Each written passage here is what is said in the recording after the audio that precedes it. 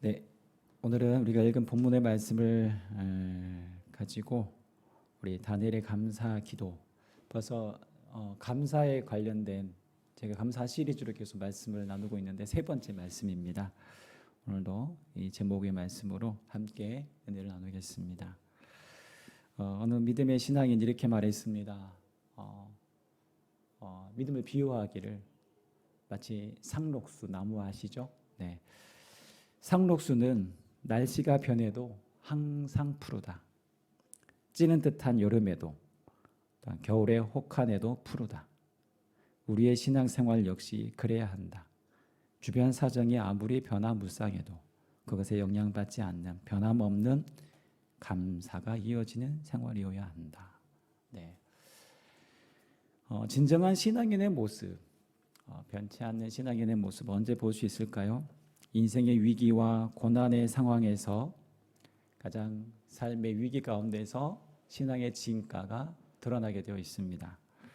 아무리 믿음이 좋다 하고 많은 사람들에게 귀감받는 믿음이라 할지라도 인생의 역풍을 만나고 정말 시련 앞에 설 때에 그 신앙이 정말 참 신앙인지가 판가름 나게 되어 있습니다. 오늘 본문에 등장하는 우리가 잘 알고 있는 다니엘을 보면 그는 절체절명의 위기의 순간을 만났을 때 그의 참된 신앙의 진가가 드러나는 것을 우리가 밝히 볼 수 있습니다. 오늘 본문에 등장하는 다리오 왕은 5장 31절에 기록하고 있듯이 메대 사람 다리오라고 되어 있습니다. 이제 바벨론의 나라가 벨사살 왕 때 이제 벨사살 왕이 갑자기 죽임을 당하고 하나님 말씀에 의해서 죽임을 당하고 그 이어서 메대와 바사라는 두 나라가 연합하면서 이제 통치가 이루어지죠. 그러면서 이 다리오 왕이 치세를 하게 되었는데 그때 나이가 바로 62세입니다. 그러면서 왕으로 즉위하게 되었습니다. 이 다리오 왕은 먼저 나라의 행정을 전체 워낙 나라가 거대하기 때문에 이 행정을 정비합니다. 전국을 127개의 도로 편성합니다. 거기에 따르는 도지사가 얼마나 될까요? 120명이죠. 넘겠죠. 그러한 관리들을 세우고 또 전국을 다스리는 3명의 총리를 세웁니다. 근데 그 중에서 다니엘을 그 총리 중에서도 수석 총리라고 임명합니다. 유대나라 포로민 출신이었던 다니엘이 지금도 여전히 전국이 나라가 바뀌어지는 이 상황에서도 여전히 왕의 총애를 입어 이 메데 바사 왕국의 수석 총리가 됩니다. 그러자 이 주변 총리와 관리들의 시기와 질투는 극에 달하게 되죠. 인간이 조직한 집단이나 단체에 흔히 볼 수 있는 그런 광경입니다. 우리가 고위직 같은 정관 임명이나 후보자 청문회를 보면 이제 국회의원들의 온갖 질타와 고성이 오가는 것을 보게 됩니다. 최근에도 그랬죠. 이번에도 여가부 장관 후보가 결국 자진 사퇴를 하게 되었는데요. 얼마나 탈탈 털렸는지 웬만한 정신력으로는 버티기가 쉽지 않습니다. 그런데 정말 털어서 먼지 안 나는 사람이 있다면 자기가 살아온 인생에 대해 정말 정직하고 법에 위반된 행동을 하지 않았다고 한다면 또한 국정을 운영할 수 있는 실력을 충분히 갖춘 사람이라면 청문회 자리가 두렵지 않을 것입니다. 그 청문회 자리를 아마 쉽게 통과할 수 있을 것입니다. 그런데 지금까지 청문회 자리에서 그런 사람은 거의 보지를 못했던 것 같습니다. 여러분, 근데 만약 오늘 다니엘이 이 청문회 자리에 선다면 어떨까요? 그는 여러모로 실력을 충분히 갖춘 인물이었습니다. 그는 이전 제국인 바벨론의 통치 때 왕이 2번 바뀌는 전국에서도 여전히 총리로서의 나라 일을 감당했습니다. 그리고 제국의 통치가 바뀐 이 시점에도 지금 수석 총리의 자리에서도 자리로 세워질 만큼 그는 실력을 갖춘 인물이었습니다. 그리고 그는 공직자들이 흔히 받는 뇌물 따위에는 관심이 없었습니다. 정부 관리들의 부정부패가 일상이었기에 분명 다니엘을 털면 하나쯤은 분명히 나올 거야 라고 생각했습니다. 그러나 아무리 찾아보고 또 찾아봐도 고발할 근거를 찾지 못했다라고 성경은 말합니다. 아무리 털어도 먼지 안 나는 사람이 바로 다니엘이었습니다. 본문 4절 우리가 읽었지만 제가 다시 한번 읽어보겠습니다. 이에 총리들과 고관들이 국사에 대하여 다니엘을 고발할 근거를 찾고자 해서는 아무 근거 아무 허물도 찾지 못하였으니 이는 그가 충성되어 아무 그릇됨도 없고 아무 허물도 없음이었더라. 네, 참 이런 인물은 거의 뭐 없다고 봐야 될 만큼 이런 다니엘을 모함할 어떤 고발할 근거를 찾지 못하자 이 반대 세력들이 고관들이 다른 방법을 구합니다. 그것은 바로 다니엘의 믿음입니다. 그의 신앙입니다. 그는 타지에서도 여전히 하나님의 법을 철저히 지키며 신앙인으로서의 모습을 철저하게 보여주었던 인물로 알려져 있었습니다. 이들은 다니엘의 신앙을 이제 정치적으로 악용하여서 다니엘을 끌어내리고 다니엘을 죽일 음모를 꾸밉니다. 그것은 다름 아니라 바로 다니엘이 매일 3번씩 예루살렘을 향해 기도하는 것을 알고 있었기에 그들이 이런 법을 왕에게 제언합니다. 누구든지 30일 동안 왕 외에 어느 신에게나 사람에게 기도하거나 절하면 그 자를 사자굴에 집어넣도록 합시다 라고 왕에게 건의합니다. 일명 기도금지법입니다. 이러한 내막을 모르던 왕은 이제 즉위한 왕이기에 자신의 왕권 광화에 필요한 제안으로 여겨서 조서에 어인을 찍어 금령을 내려버립니다. 이 법령에 왕의 도장을 찍었으니 그 어느 누구도 이제는 왕조차도 변경할 수 없는 법이 되어버렸습니다. 자, 그런데 이 모든 상황에 대해 알았던 다니엘의 반응이 어떠했습니까? 여러 가지 대안이 있었을 것이죠. 우리 생각으로 생각해 보면 30일 동안만 드러내지 않고 속으로 기도하면 되지 않을까요? 굳이 기도를 꼭 입으로 소리 내어야 합니까?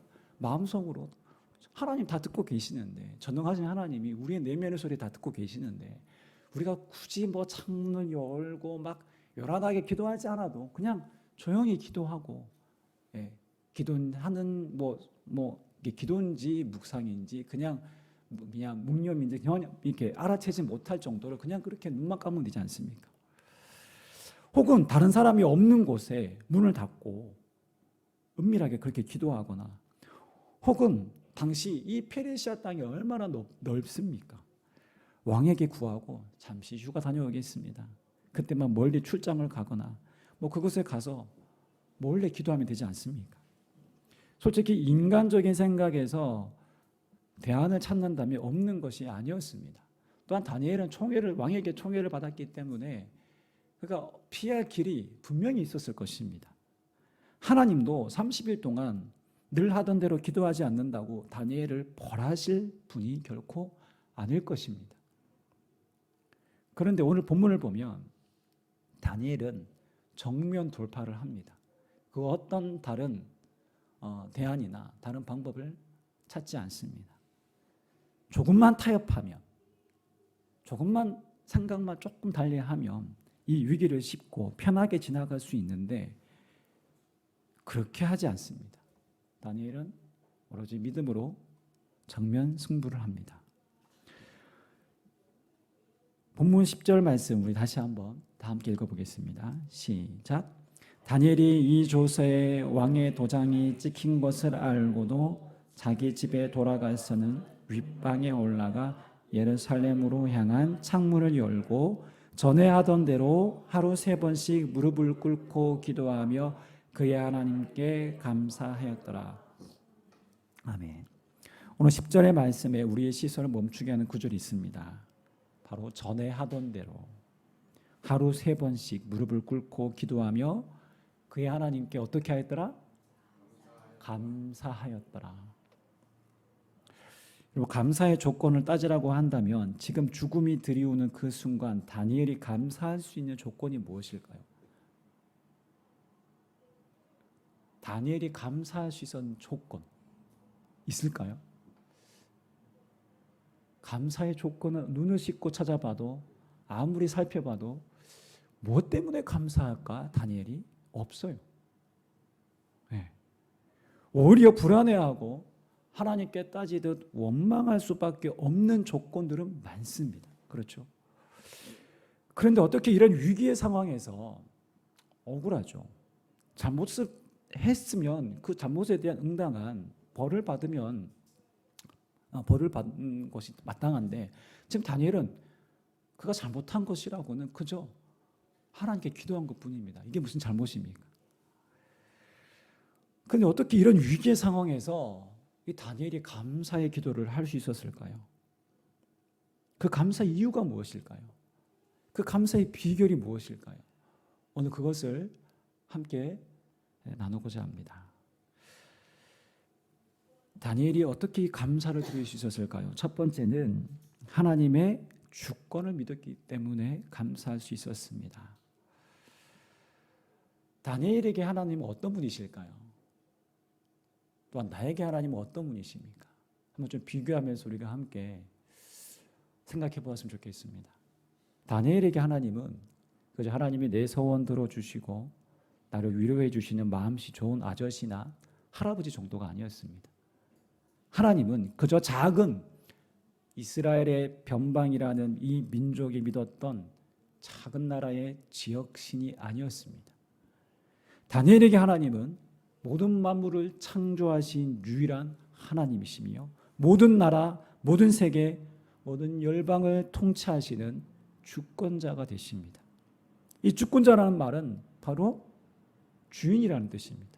주님이 만드셨기에, 주님이 창조하셨기에, 주님이 모든 것들을 존재하고 있게 하셨기에 창조주가 되시고 그분에게 유일한 소유권, 권한이 있는 것, 주인으로서의 권한이 있는 것입니다. 하나님만이 주권자이심을 다니엘은 믿었기에 바벨론의 거대한 마루둑 신상 앞에서도 황제의 거대한 신상 앞에서도 다니엘과 그의 세 친구들은 아랑곳하지 않고 절하지 않았습니다. 왜냐하면 하나님 외에는 그 어떤 신도 그저 우상 덩어리에 불과하다는 사실을 알았기 때문입니다.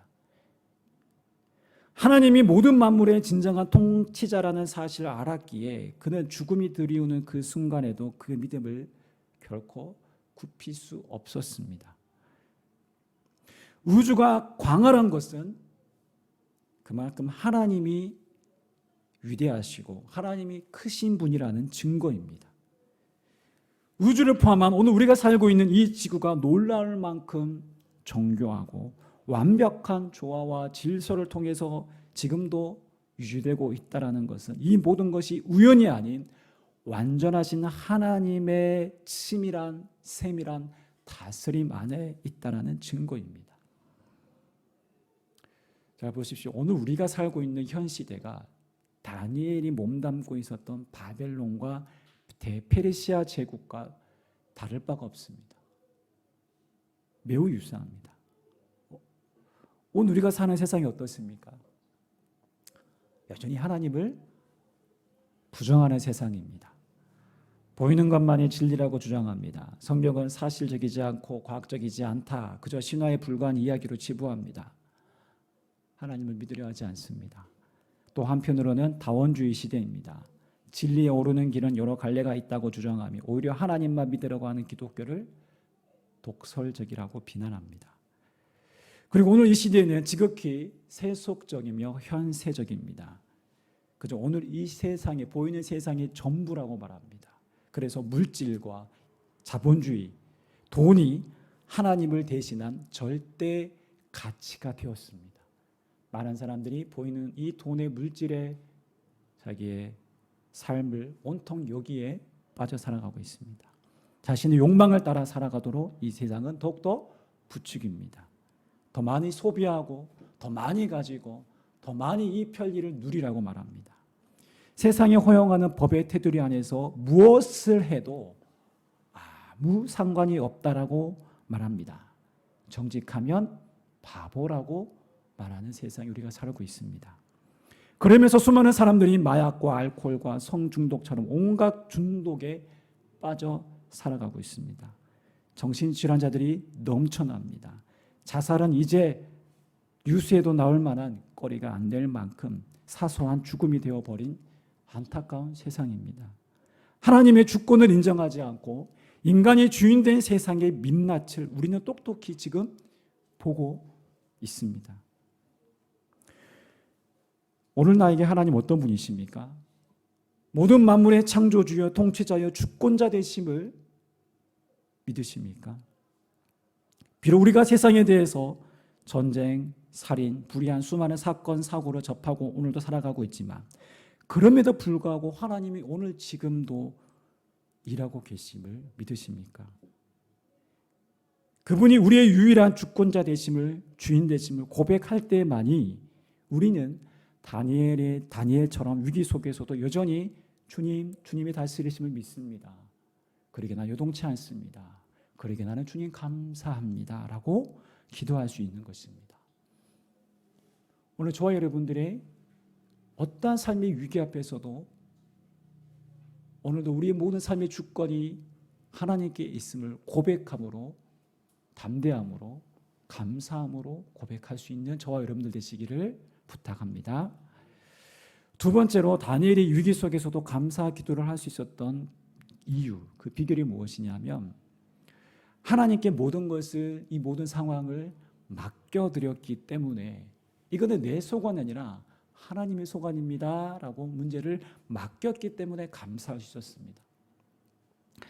오늘 다니엘이 보시면 하나님께 그냥 기도했다라고 하지 않고 기도하며 그의 하나님께 감사하였다라는 대목에서 우리가 발견할 수 있는 중요한 지점이 있습니다. 무엇일까요? 다니엘의 생사가 오가는 위기의 순간에 오히려 감사할 수 있었던 것은 하나님께 자신의 모든 것, 이 모든 상황, 이 모든 것을 맡겼기 때문입니다. 오늘 이 위기의 순간에 갑작스러운 어려움 앞에 기도를 한다고 하지만 여전히 온갖 염려를 끌어안고 기도하고 나면 돌아서면 또 걱정하고 염려하고 불안해하던 것이 때론 우리의 모습이지 않습니까? 만약 그렇다면 그 문제 안에 갇혀 있다면 그것은 하나님께 온전히 맡긴 기도가 아닙니다. 여전히 이 문제는 내 소관입니다. 이거는 내가 알아서 해야 됩니다. 이거는 내가 처리해야 될 문제입니다라고 스스로가 그렇게 인정하는 꼴이 되어버립니다. 사도 바울은 빌립보서 4장 6절과 7절에서 이렇게 권면합니다. 우리가 잘 알고 암송하고 있는 구절입니다. 함께 다음 읽어보겠습니다. 시작. 아무것도 염려하지 말고 다만 모든 일에 기도와 간구로 너희 구할 것을 감사함으로 하나님께 아뢰라. 그리하면 모든 지각에 뛰어난 하나님의 평강이 그리스도 예수 안에서 너희 마음과 생각을 지키시니라. 아멘. 아무것도 염려하지 말고 다만 모든 일에 어떻게 해요? 기도와 간구로 너희 구할 것을 어떻게 구하라고요? 감사함으로. 어떻게 감사함으로 아뢰 수 있습니까? 네, 하나님께 맡기면 감사할 수 있습니다. 하나님께 아뢰라는 것은, 감사함으로 하나님께 아뢰라는 것은 하나님께 모든 것을 맡기라라는 것입니다. 맡기면 하나님이 책임지신다는 것입니다. 이 믿음이 있어야 이 기도가 진정한 하나님이 바라시는 기도가 될 수 있는 것입니다. 다니엘은 이 모든 상황, 이 억울하고도 정말 분통 터진 이 상황, 죽음 앞에 놓여 있는 이 상황, 이 문제, 때로는 자신의 목숨까지도 하나님께 맡겼습니다. 다니엘이라고 해서 왜 자신의 목숨이 소중하지 않았겠습니까? 왜 죽음이 두렵지 않았겠습니까? 그러나 그는 만물의 주권자 되신 하나님이 나의 하나님 되심을 믿었습니다. 오늘 10절 마지막에 그의 하나님께 감사하였더라라고 되어 있습니다. 무슨 말입니까? 다니엘이 하나님이었습니다. 그의 하나님께, 곧 1인칭 시점으로 말하면 나의 하나님입니다. 나의 하나님. 모든 만물의 주권자 되신 하나님, 창조주가 되신 그 하나님이 나의 하나님이 되시면, 나의 하나님으로 고백되면 우리 모든 삶의 모든 문제는 문제가 되지 않습니다. 뭐가 우리의 인생의 문제가 될 수 있습니까? 하나님이 날 사랑하신다는데, 하나님이 나를 붙드신다는데, 하나님이 나의 인생을 책임지신다는데 그 무엇이 죽음인들 우리를 해할 수 있습니까? 없습니다. 다니엘은 2층의 윗방, 2층에 있는 기도방의 문을 열고 그를 죽이려고 하는 대적자들이 보란듯이, 그들을 향해 보란듯이 소리내어 기도합니다. 이게 무슨 말입니까? 나 잡아가시오라는 말입니다. 분명 사자굴에 들어갈 것이라는 것 다니엘이 확실히 알았습니다. 그러나 그는 그의 생명의 주권도 하나님께 있기에 그는 죽음조차 초월합니다. 우리는 모두 한 시대를 살다가 죽음을 맞이할 것입니다. 그러나 하나님께 내 인생, 내 생명을 맡긴 자의 삶은 이 땅의 죽음이 결코 끝이 아닙니다. 물리적인 죽음으로 그저 사라지는 것이 전부가 아닙니다. 하나님 우리를 구원하셔서 영원한 하나님 나라에서 우리가 상상할 수 없는 영광과 기쁨과 은혜가 가득한 그 나라, 완전한 하나님 및 하나님의 통치가 이루어지는 그 나라에서 그 나라로 우리를 이끄시고 인도하실 것입니다. 오늘도 그 믿음이 있기에 오늘도 내 삶도 내 생명도 온전히 주님께 맡김으로 감사함으로 기도할 수 있는 저와 여러분들 되시기를 주님 이름으로 축복합니다. 마지막으로 다니엘이 위기의 상황에서 감사하며 기도할 수 있었던 비결이 무엇일까요? 바로 한결같은 기도의 사람이었기 때문에 감사할 수 있었습니다. 우리가 오해하지 말아야 할 것이 있는데요. 다니엘은 초인이 아니었습니다. 어떠한 말수를 부리는 사람이 아니었습니다. 그가 죽음 앞에서 믿음의 절개를 지켰다고 해서 그가 우리와 다른 인격을 가진 어떤 초능력을 가진 사람이 아니었습니다. 우리와 똑같은 사람에 불과했습니다.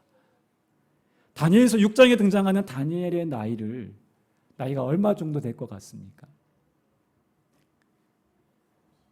대략 적게는 70으로 봅니다. 많게는 80입니다. 노인이죠. 다니엘이 포로로 잡혀왔을 때 나이가 대략 15세로 추정합니다. 그렇다면 다니엘이 살아온 그 시간의 연수가 포로로 끌려와서 지금까지 지금 본문의 6장에 등장하는 다니엘이 몇 년을 살았습니까? 60년. 다니엘 포로로 끌려와서 60년이라는 긴 이 시간을 살아왔습니다. 다니엘은 우리가 처음 1장에서 보았잖아요. 왕의 그 산의 진밀, 육식을 거절하고 그때도 죽음을 각오하고 채식을 따로 하게 됩니다. 그렇게 하나님 앞에 뜻을 정함으로 그러니까 죽음의 위기 앞에 서게 됩니다. 그럼에도 그때 다니엘의 모습과 지금의 다니엘의 모습은 변치 않습니다. 아까 처음에 제가 상록수를 얘기했던 것처럼 늘 한결같습니다. 자, 오늘 우리가 본문에 보시면 전에 하던 대로라고 되어 있습니다. 전에 하던 대로 예루살렘을 향하여 창문을 열고 하루 3번 무릎을 꿇고 기도하였다라고 되어 있는 이 본문의 내용은 다니엘이 처음 믿음을 가졌을 때, 그리고 그가 포로로 끌려왔을 그 청소년 그때에도, 그리고 지금도 이 전에 하던 대로는 다니엘이 처음 하나님 앞에 믿음을 시작했을 그때를 얘기하고 있습니다. 한결같이 하루 3번 기도의 무릎을 꿇었습니다. 그래서 죽음의 위협 앞에 처한 이 위기 상황에도 어떤 일도 없었다는 듯이 초연하게 태연하게 전에 하던 대로 감사하며 기도할 수 있었습니다. 우리가 위기나 어려움의 문제에 직면할 때 갑자기 믿음이 커져서 감사할 수 있느냐? 그러면 다행이겠지만 보통은 그렇지 않습니다. 평소 하나님의 관계가 기도를 통해 친밀하게 유지될 때 어떠한 큰일 앞에서도 위기 앞에서도 요동치지 않는 감사를 고백할 수 있습니다. 비록 벼랑 끝에 설지라도 감사할 수 있는 것입니다. 모든 상황에서도 감사할 수 있는 것입니다. 그래서 평소 기도의 습관, 기도의 체질화가 중요합니다. 그래서 기도는 마치 우리가 이 땅에서 이렇게 표현하면 될 것 같아요. 기도는 우리가 비행기를 다 타보셨죠? 비행기를 다 타보시면 어때요? 고공에서 보면, 하늘에서 이 땅을 보면 어때요?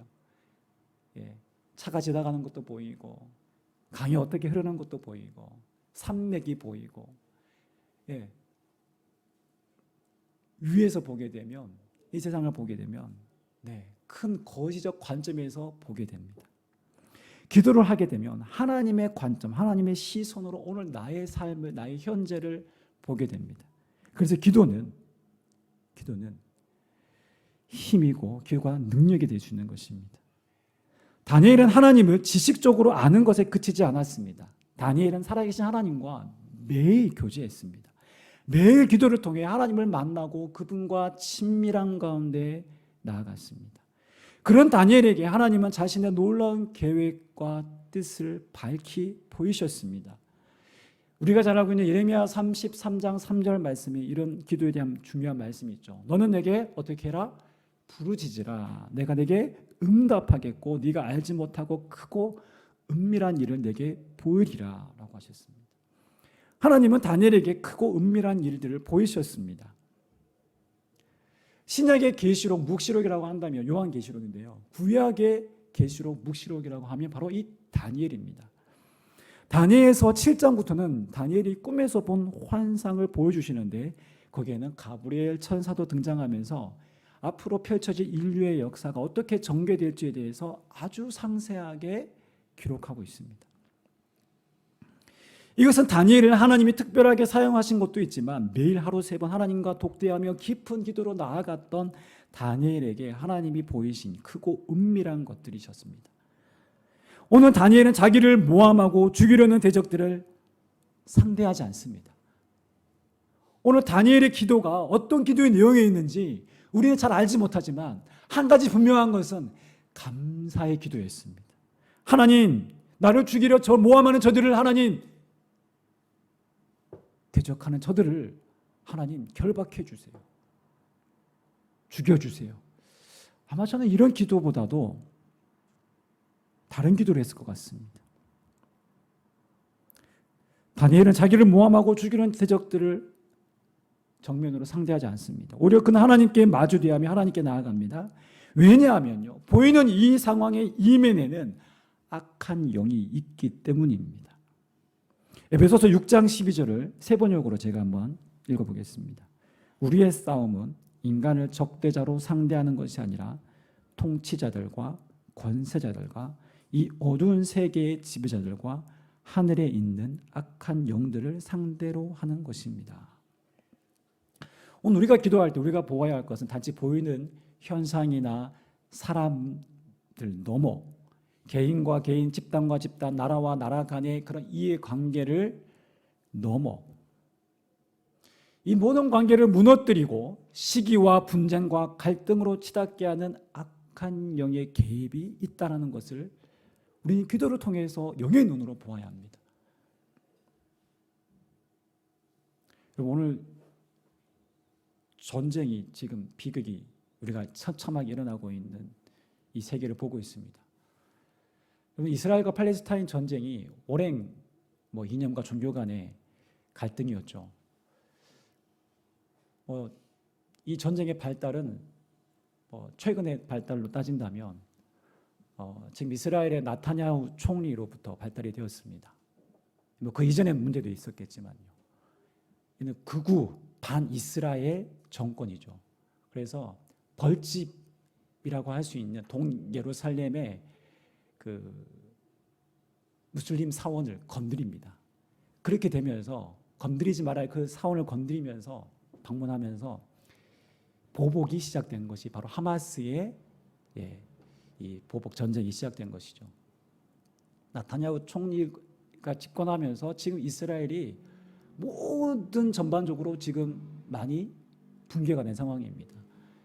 가장 강력하다고 하는 이 군사도 국방도 순식간에 뚫리게 되었습니다. 이스라엘이 절대 이런 나라가 아닙니다. 그만큼 정권이 지금 불안한 거예요. 이 틈을 타서 하마스가 이렇게 했죠. 이 전쟁에 지금 이미 2만 명이 넘는 사람들 사상자가 지금 발생하고 있는 끔찍한 이 상황으로 치닫고 있습니다. 그런데 여러분, 이 모든 이해관계 얽힌 분쟁과 갈등 관계 속에 우리가 사람 대 사람으로만 이렇게 접근하기 시작하면 결코 이 전쟁이 끝나지 않습니다. 해결되지 않습니다. 더 확산되고 더 끝 전쟁이 더 확전될 것입니다. 영적으로 봐야 됩니다. 그리고 기도해야 됩니다. 중보자들이 깨어나야 되고 이 시대에 우리가 믿음의 사람들이 기도해야 됩니다. 이거는 뭐 우리나라 이야기도 아닌데 아니요. 우크라이나 전쟁도 마찬가지고 이 땅에 일어나는 전쟁도 마찬가지고 북한과 우리나라의 갈등 관계도 마찬가지고 사단이 그 모든 사상과 그 모든 이념 배후에 악한 영이 지배하고 있습니다. 여러분, 다니엘이 만약에 인간적인 생각이 앞섰다면 왕을 찾아가서 이 모든 상황을 자세하게 알렸을 것입니다. 왕도 다니엘을 전적으로 신임하고 있었기에 이 모든 악법 뒤에는 다니엘을 죽이려는 음모가 있었기에 충분히 밝혀낼 수 있습니다. 그러나 다니엘 그렇게 하지 않습니다. 오로지 하나님께 기도합니다. 왜냐하면 다니엘은 이것은 영적인 싸움이라는 사실을 간파했기 때문에 그는 이 기도를 결코 포기하지 않습니다. 기도하는 척하지 않습니다. 그냥 보란 듯이 이것은 영적인 전쟁을 선포하고 담대하게 기도합니다.